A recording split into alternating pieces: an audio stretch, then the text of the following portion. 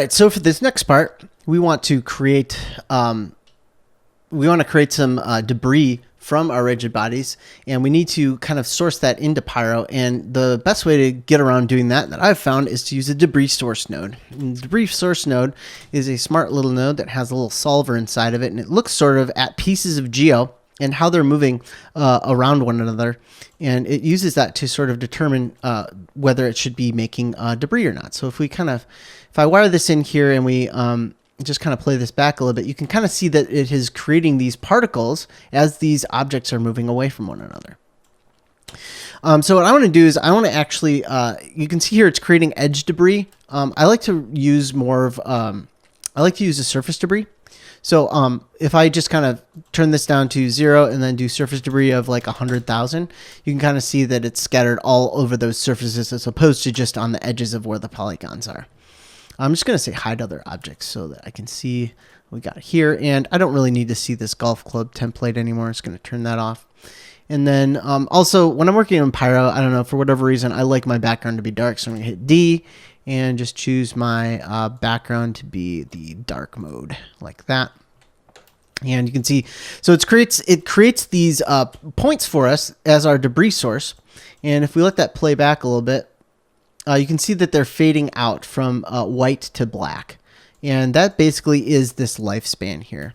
Now we don't want to be emitting smoke from these points for too long of a time. We kind of just want like an initial burst of smoke and then have it kind of dissipate from there a little bit. So I want to actually just modify the lifespan a little bit. I'm just going to bring it down to just 0.1. And we can see if we kind of, it needs to be reset. I'm just going to hit reset here and then play again. You can see that those debris points are instanced and then they sort of fade out a lot quicker. So then what we can do is we can just feed this into our Pyro source. So we're going to throw it on a Pyro source node. In Pyro source, by default, it actually doesn't have any attributes set up. So I'm going to set this to create a density for us. I'm just going to call it density. Actually, I can select from here density. Yeah, there we go. Density is an option here. We could have created a custom attribute, but since it is a dropdown, why not use it? And then adding this density attribute more or less is just saying every single point has a value, a density value of 1. And there's a million ways we could have done this. We could have done an attribute create and just simply said density equals 1, something like that. It would have been just the same, but because Pyro source is cool, it just kind of like, it has a lot of handy features in it that are just more geared towards sourcing Pyro. So now that we've done that, we've created our density attribute, we need to rasterize it. So I'm going to throw in a volume rasterize attributes. And throw this in here. And here we're going to see we want to rasterize density. And we can't see anything right there, but once this debris source starts showing up like that, we look at our rasterize. You can see it's just created this big smoky blob for us, which is a little bit low res. We can't really get what we want out of that. So what I'm going to do is, first off, there's no particle scale, so it's by default taking whatever scale it thinks it should be and instancing points into this rasterization volume that are larger than they should be for our simulation. So what I found for particle scale, I'm going to just bring this particle scale down to a value of 0.01, and then you can barely see anything. So what I'm going to do is I'm going to throw in a volume visualization, and this just allows us to sort of like adjust the density as the way we would visualize it without actually adjusting the density. So our density field is density. Just going to type that in here. And then I'm just going to crank up the density scale to like 1,000. So now we can start to see our density showing up again over here in our volume visualize. But what the other problem is that our voxel size is too large. So if I bring this down to 0.01, you can start to see that those little points are starting to, kind of look more like the size of what we would want them to be in the scale of our Pyro sim.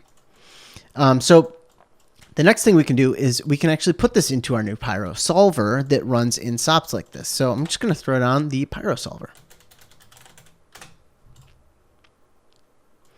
And here, just like we did up here with our RBD Bullet Solver, this Pyro Solver has a bunch of common attributes exposed to us on the top level. And if you were to dive in here, you can see there's a force input, and then hidden in between the top and bottom layers, there is a DOP.NET with a bunch of stuff in there that is handy for us. And you can see it's using the new Sparse Pyro Solver, which is new in Houdini 18. And the Sparse Pyro Solver basically works just like how kind of VDBs work, where they don't store empty data. It tries to, only solve in regions that actually have something meaningful going on, so that we don't have a bunch of extra areas that aren't being utilized.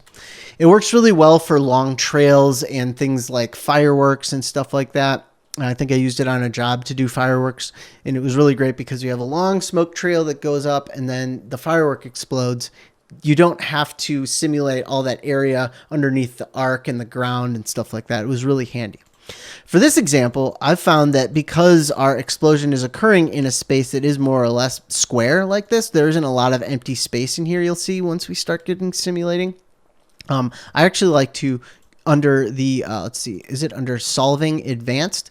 I like to turn on OpenCL and then turn off sparse solving for more, traditional square, because I find that the speed that I get from the OpenCL enhancement is better than sparse, because there just isn't enough sparsity in this situation for it to be any benefit to us. So I'm just going to go back to frame 0. I'm going to wire in our volume rasterize and turn on the Pyro Solver and click play. You can see that it looks like something's happening, but I'm not seeing much in here right now. And I think that the reason for that is that the Pyro Solver itself just has too high of a voxel size. So I'm going to bring this down to what we set our volume rasterize attributes at, which is a value of 0.01. So I'm just going to go up here. We're going to put a voxel size of 0.01 here and play this back. And you're seeing, I can see that this is increasing. The size of this bounding box is increasing, but I'm not seeing much going on otherwise. If I switch to this lighting mode, I'm still not seeing anything. And so what I'm going to do is I'm going to go over to the Look tab, and I'm just going to crank up the density scale to 100. This is sort of like what we were doing over here on the volume visualization. Just lets us kind of see our smoke sim a little bit better. And there you can see that we're getting a smoke sim that is occurring and then dissipating very quickly. To make this, because obviously it seems like we aren't inputting enough density into our scene here, I'm going to just increase the amount of the density on our pyro source here. So default value of 1, I'm going to change that to a default value of 100. And then here I can just bring the density scale back down to 1. And we can see that it is simulating appropriately in there. One thing I'm noticing though is it's really not simulating any motion from the initial source. It's just sort of the smoke is appearing and then disappearing, but it isn't really doing anything. It's not moving with our pieces enough. So the next thing I want to do is I want to bring in the velocity from our initial RBD sim and use that as an attribute in our simulation here. So let's go to our out RBD sim here and just sort of visualize what our velocity attribute's doing. See, this looks crazy to me. There's just all sorts of, the velocity is super high, and I think that this has to do with the fact that it was, we ran our simulation at a higher or a lower time step. Or a higher time. I can't remember what it is, but basically because we did our simulation in slow motion, its velocity in real time is just massive. Hence these very large velocity vectors. So what I want to actually do is just kind of recompute this velocity and bring it back into real world, sort of not real world, but just sort of in a time scale that's going to work for our pyro simulation. So I'm going to actually throw down a trail SOP up here in the RBD section that we did before, just so that our out RBDs have this information on them. And then I'm going to just say compute velocity. And here you can see we get much more reasonable looking velocity attribute coming along with our RBDs. So that translates onto our debris source. You can see that the sim's out of date for our debris source. I'm just going to reset that and let that play. And it's having an error. Let's see what the problem is here. I know what the problem is. The problem is that this trail node is actually looking, because it's doing a compute velocity, on frame 1, it's erroring out because there is no frame 0 before it. So what I like to do a lot of times when I'm doing a cache like this, I'll just give myself a little bit more space. I like to throw down a time shift right afterwards. And the time shift is going to allow us to lock off our cache so that nothing reading this stream is going to be able to look at a file that doesn't exist here. And since we wrote a file of frame range from 1 to 72, and this trail SOP is trying to compute the velocity based off of the previous frame, there is no frame 0 that comes before this frame 1. So if I go to the time shift and I say clamp to both, that's going to clamp between 1 and 72. So even when the trail SOP is going to look back to frame 0, it's not going to see frame 0. It's going to see frame 1. So it's going to get frame 1 twice. And our trail is going to work appropriately. And then our debris source should not error out anymore. Let's click on the debris source, click play. And you can see our debris source is coming through with the velocity trails computed and inherited from the RVDs appropriately. So then on the volume rasterize attributes, since our velocity is coming through here on volume rasterize attributes, I'm going to just add V to that as well. And so now into our Pyro Solver. And you can see all this in the sourcing tab. The sourcing tab by default is bringing in density, burn, and looks like temperature and V. We're not using temperature or burn, so I'm just going to nix them for right now, but you can see that it is looking for an attribute, the V attribute, and it's turning it into vel, which is used in our simulation. So now if I click play, you can see that smoke is coming through and it has just a little bit more motion to it.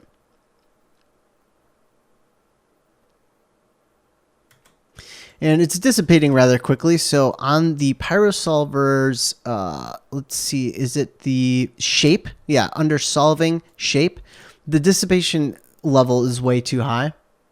I'm actually going to just turn dissipation off.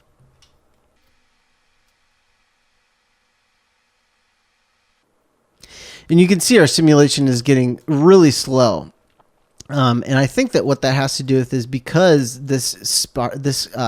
because this container is sparse like this, you can see by the time we get here, if I middle mouse click, we're getting, I mean, this voxel dimension isn't like too big, but I do kind of want to limit that to our view. And this is something that you don't really get with this new Pyro Solver. I like to kind of create a bounding box and then based off of where my camera is and then kind of work it from there. But here, because this is sparse, the Sparse Solver just sort of keeps expanding and expanding and expanding to encapsulate this simulation, and it's really getting quite a lot bigger than we really need at this point. So what I like to do is let's create a box so we can kind of visualize where we want the domain of our scene to be restricted to. So I'm going to throw in a box. And I'm going to kind of maybe split my view in half right here. And I'm going to set one of my views to my actual scene camera. And for right now, I'm going to, let's just stick to our Pyro source so that we're not simulating anything, just so I can kind of see what's going on. And I think that I'm going to create a box and have it be, I'm going to set the template flag there. I'm going to have that box be sort of in the area where our camera is. So if I kind of I'm going to spacebar 1 over here so I can kind of see what's going on. I'm going to say I want the box to always sit on the ground, so I'm going to do the normal thing where I grab the size, copy parameter, and under the center I'm going to paste relative reference and divide by 2, so our box is always sitting on the ground. And then I'm going to kind of expand this side out of our camera view, push this side back a little bit, and bring, let's see, it's going to be, bring this one back. So now we're kind of, you can see our camera's inside of our box. I'm just going to kind of play this back a little bit and see, I'm going to turn off the power source now, and see if we end up going, it seems like we end up exiting that box at the end. That might matter, that might not matter. Just going to, yeah, maybe I'll just leave it sort of right there because I can't really tell how far out of that box we are, but it looks like we might not need it. If we do, we always can add it back. We can add a little bit extra padding in there. And so now what we can kind of do is use this box, the bounding information of this box as sort of our guide for limiting the extents of this simulation. So if I go back to the Pyro Solver and I go up to the setup, you can see that we have our voxel size, our center, and then we have our max size. We can kind of set this max size. And I'm getting CL errors. It's probably because I did something it didn't like. And when that happens, I kind of need to restart Houdini. So I'm going to go and do that real quick. All right, so I'm back in business here, and it looks like what we were doing was we were trying to use this bounding box here to kind of determine what the size of our maximum dimensions of our simulation were going to be. So for the max size, what I want to do is use the size of this box that we created. So I'm just going to right click and copy the size parameter, go back over to the Pyro Solver, and under max size, I'm going to paste relative reference. Then on the box, I'm going to also collect or grab the center, right click, copy parameter, go back over to the Pyro Solver, and under the center option here, I'm going to say paste relative reference.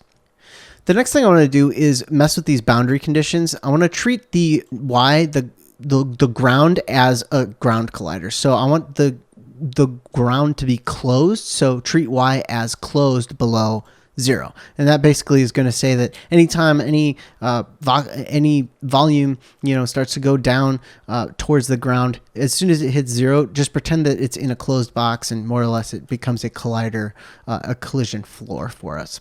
So now if I go back to frame 0, and I'm just going to get rid of our split view, I'm going to go to a single view and frame that up and click play. Let's see what we get.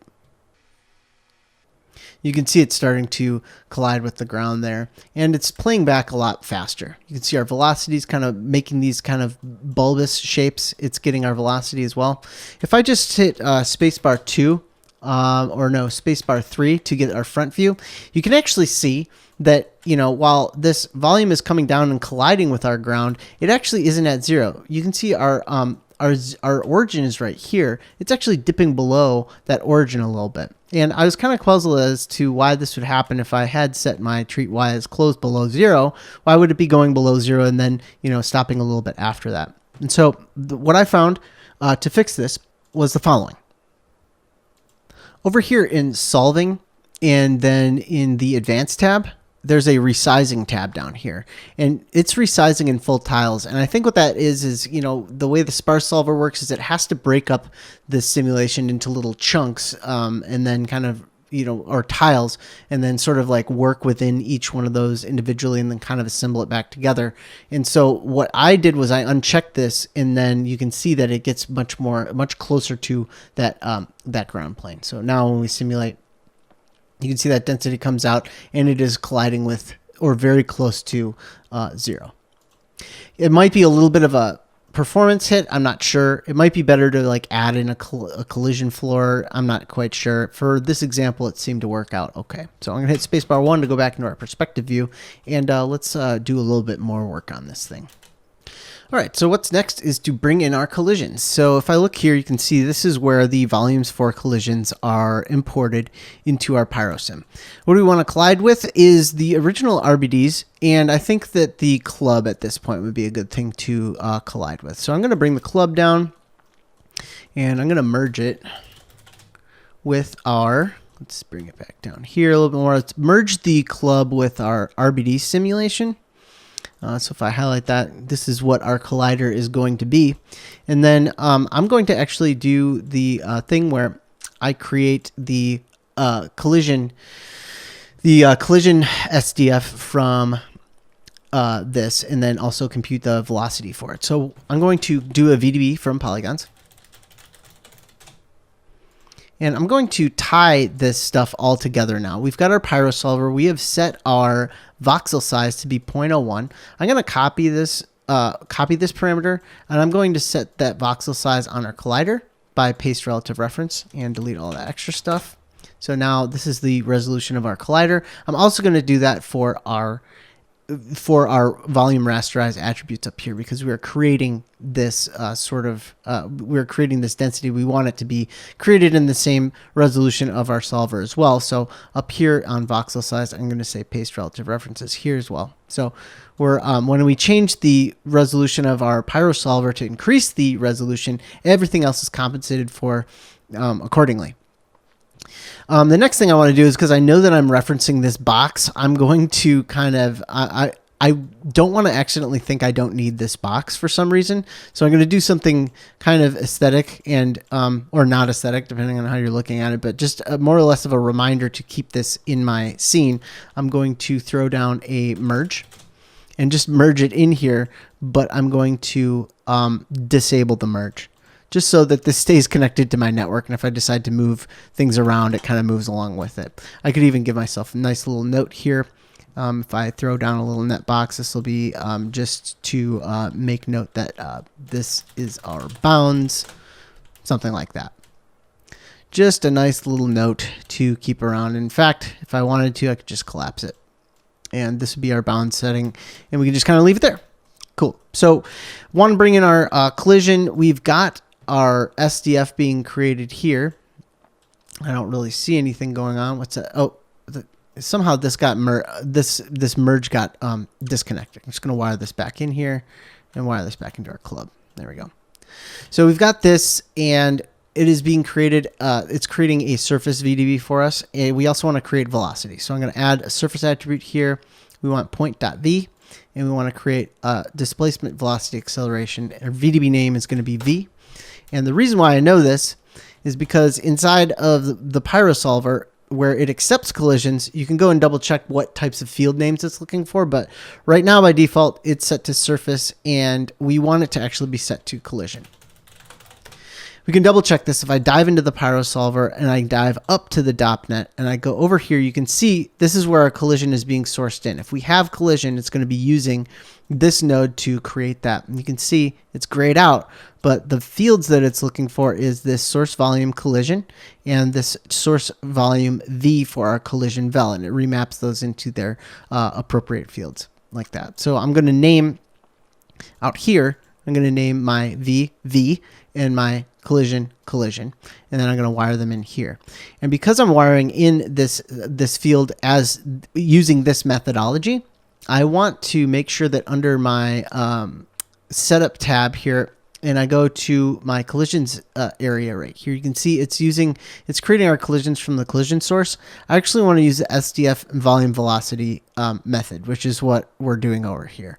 I have used this method for a long time, and I just find that it seems more intuitive for me to be using it this way.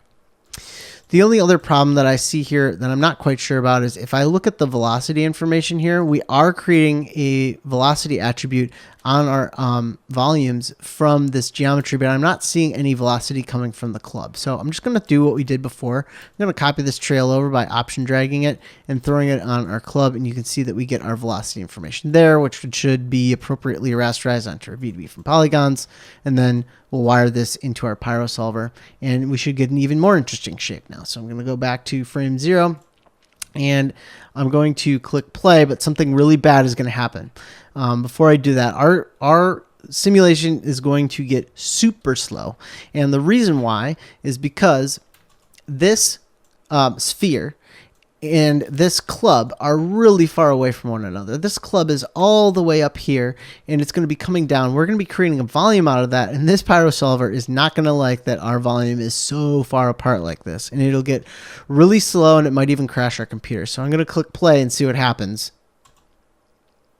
You can see it is thinking it's building, it's using this, it's doing this operation, which is build collision mask, and it can't even get past frame 1. So I'm going to hit escape a billion times to kind of get out of that. And what I'm going to do is I'm going to restrict the Pyro Solver from doing anything until we're right up at the point where we want to be starting to simulate. So if I go back here to our merge and I fast forward, you can see the golf club coming and swinging down, and go up to our golf ball where it's really close here. You can see that just at frame 10 is when things start to break apart. So I'll start my simulation at frame 9. On the Pyro Solver, if I escape, it keeps wanting to simulate because it's you know, when we select it, it tries simulating. I'm just going to go to the solving section and, oops, it's not the solving. It's just above everything. Start frame, I'm going to change that to 9. So now, if I highlight the Pyro Solver, go back to frame 0 and click play, it blasts through those first few frames, then starts simulating at 9. You can see our cache just starts at 9 here like that. Cool. So now, if I go back into my camera view, you can see we're starting to get a nice pyro sim that's occurring here. Other things I want to do to just kind of break this up a little bit. I want to see this a little bit better, so I am going to go to the look and increase the density by maybe 10.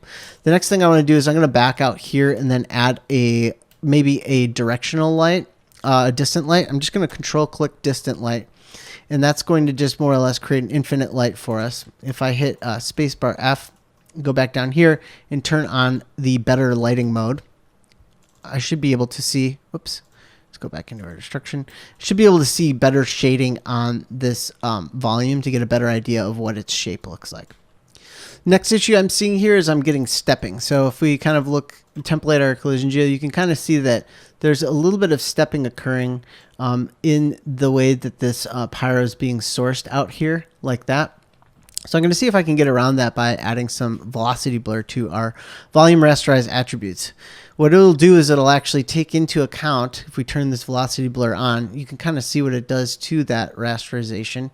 You can see that it kind of adds a little bit of motion blur almost looking to our emitter itself. And that's to kind of, you know, combat that, you know, stepping that occurs as shapes move from one frame to the next. Sometimes they move too fast to be smoothly connected. So this velocity blur can help with that. So I'm just going to go back and we're going to play this again and see if we can kind of close in some of those gaps. And that's looking much better.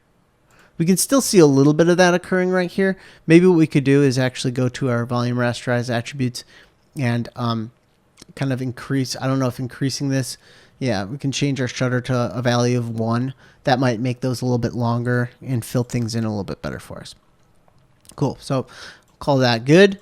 Next thing I want to do is we are getting very, you know, bulbous shapes here, which I want to break up a little bit. So on the Pyro Solver, we also get in the solving section under shape, we do have our disturbance, shredding, all that stuff. We could go dive in here and do some things with micro solvers and get more granular control over this. But for this quick sort of thing, I just want to crank up some disturbance and have it start initially very high on frame 9 when the simulation begins, and then have it fall off so that the simulation doesn't continuously be disturbed throughout. So on frame 9, I think what will work for me, I'm just going to crank the disturbance up to 10. And let's see what our simulation looks like now. I can see that it's disturbing this, but the shape of the disturbance is like far too large. And that's because the sizing of it needs to be adjusted. Somehow I'm in an ortho cam. I'm going to go turn on perspective mode like that. Okay. I'm going to bring down the size of our disturbance on this disturbance tab. You can see here that our base block size is 0.2. I'm going to bring that down to 0.02. That should just be a smaller size disturbance that's occurring inside here. I'm also going to bring the cutoff down to 0.01. That basically is going to mean that it's activated for more of the density. It's sort of values that are below a certain point get ignored, and I just want almost all of my density to be affected. So I'm just bringing that cutoff value down a little bit just to make sure that everything is getting mashed up by this this disturbance. You can see that that's really disturbing. It's disturbing this quite a bit now. And instead of it continuing to disturb throughout this entire simulation, I'm just going to key this off. So we're just going to start on frame 10. I'm going to drop down a key on the disturbance by option clicking in this field so it turns green. And then let's say if we go out to frame 24, I'll drop that disturbance down to a value of about 0.5. Whoops. We'll leave it on frame 10 here. Go out to frame 20. On frame 10, I'm going to leave it at a value of 10. Then on frame 24, I'm going to hit escape and turn it to 0.5. And then it's going to try and simulate on me again. I'm just keep hitting escape, or you could turn off the brain down in the lower left or right hand corner here. I'm just going to hit option click disturbance again, and that should set a keyframe there. If I look at our viewer or animation editor, you can see we've added a keyframe to kind of roll off that disturbance value. So go back to frame, go back to frame 0, click play. I got to turn the brain back on, control click the brain to clear the simulation, and click play.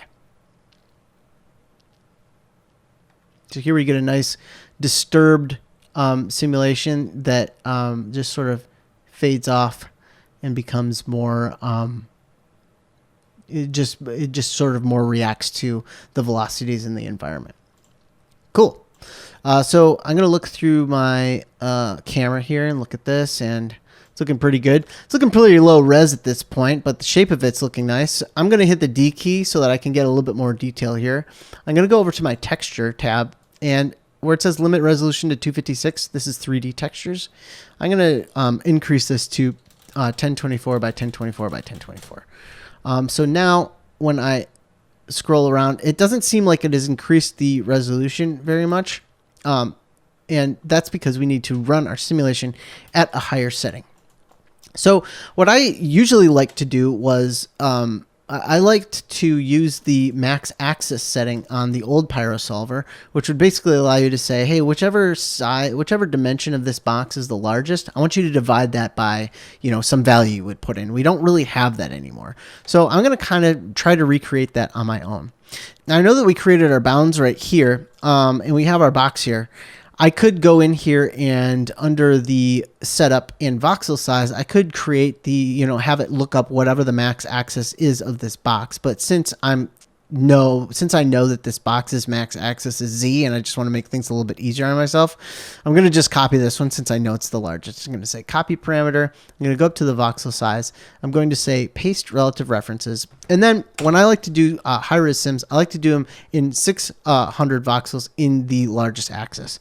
So I'm going to just say divide by 600.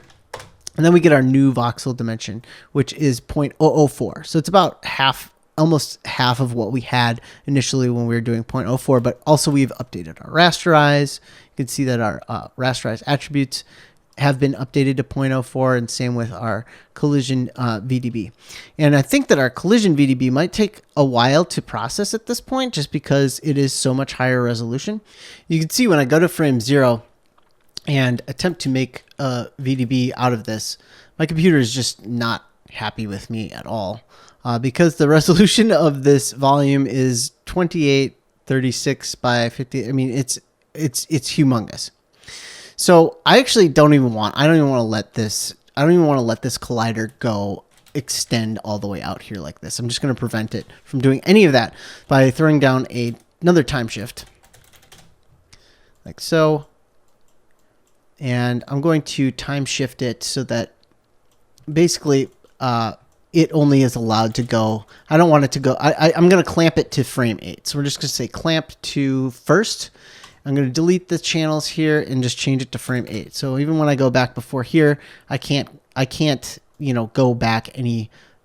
I can't have this golf club get any further away from this ball than that. Now I'm going to turn on my VDB from polygons. Just kind of see what we're left with. It does kind of take a little bit to calculate each frame. It's not terrible. I could do a file cache right here after this VDB, but I think I'm going to just leave it for right now and just run our cache out of our Pyro Solver. So the thing that's kind of cool here is there's a few methods of kind of getting the file sizes down. When we're exporting our stuff from our Pyro Solver to our file cache. You can see under this export tab here, we've got a bunch of options here. We can export our density, velocity. By default, it has temperature and flame included in there, which we don't need. So I'm just going to uncheck those boxes. Not sure if it's going to export them or not anyways, but if you middle mouse click here, you can see that it doesn't look like it's exporting anything right now. It's because the sim hasn't occurred or done anything yet. But if I go right here, if I go forward a couple frames in that simulation and then middle mouse click, you can see it's exporting density, vel X, vel Y, and vel Z, and these are green.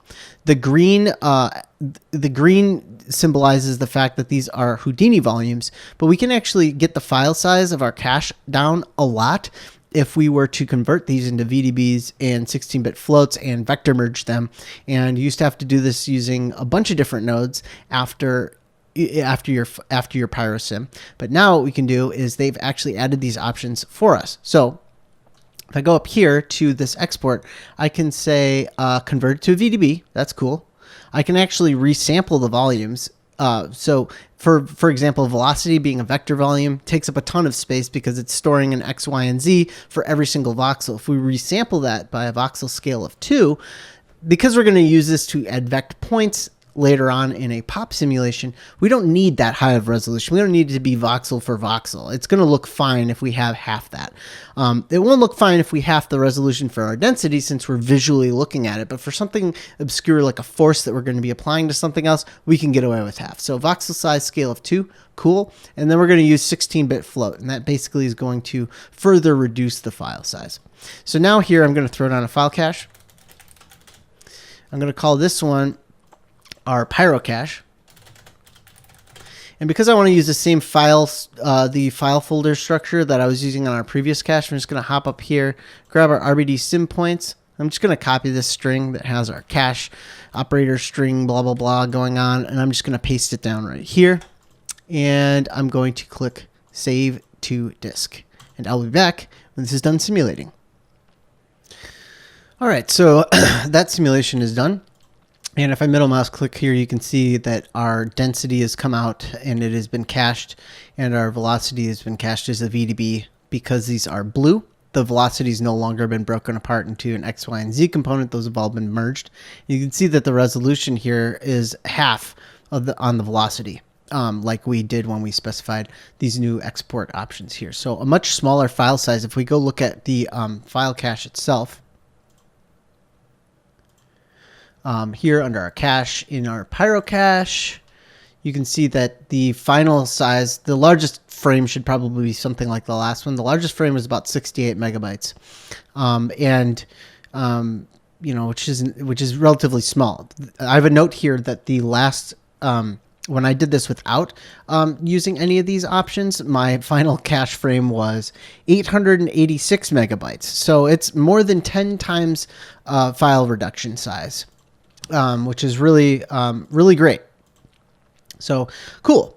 So now that we've kind of done our Pyro thing, let's just kind of do a little flipbook to see where we're at. I'm going to do I'm going to first merge these out into the object context so that we can view them independently and have our own display flag. So I'm going to throw down a null like I did before. I'm going to make it purple, and I'm going to call this out Pyro. And we'll wire this in here. We can go back out and let's just put another box around this. We'll make this a, oops, didn't mean to click that. We'll make this a nice black box. We'll call it Pyro. And then we're going to, let's delete that and go out here, and I'll just option drag my render RBDs, and I'll just call this render volumes. And then I will jump inside and select the out Pyro. So now if I turn off the destruction, I turn on the RBDs and I turn on the volumes and look through the camera and just run a flipbook here, flipbook with new settings, and click start. And that flipbook is done. If I just play this back, you can see we get this nice explosion, and then this dust is sort of trailing along with all these little chunks, and you can even see the collider of the golf club coming through there and pushing the smoke around even further. So that's looking good. Next part we want to do is let's get into making some particles to go along with this.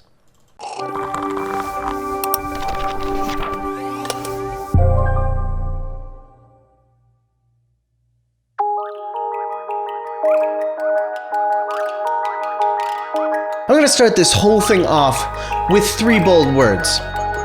Houdini is easy.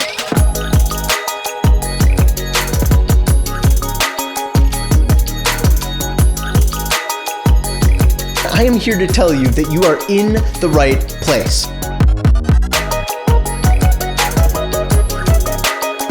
Stay tuned. Do some particle simulations, some fluid simulations, just all the simulations. Let's just run this again. For all of you who are like me, who love computers and graphics and animation, you got this! An introduction to Houdini for motion designers and Cinema 4D artists looking to expand their skills. My apologies for the lame recording. I'm making this up as I go. You really do need to know what this stuff is to do the cool things. Sooner or later, your brain is going to start making connections. You came, you conquered, you saw. And congratulations for making it this far. Why didn't I know this existed? Cheers.